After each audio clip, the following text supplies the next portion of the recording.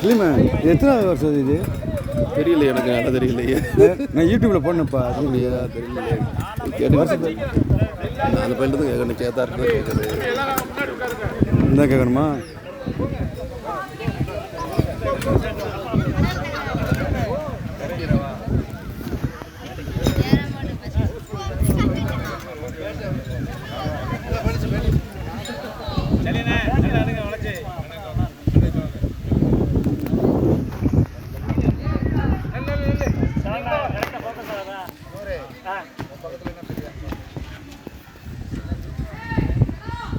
வாங்க.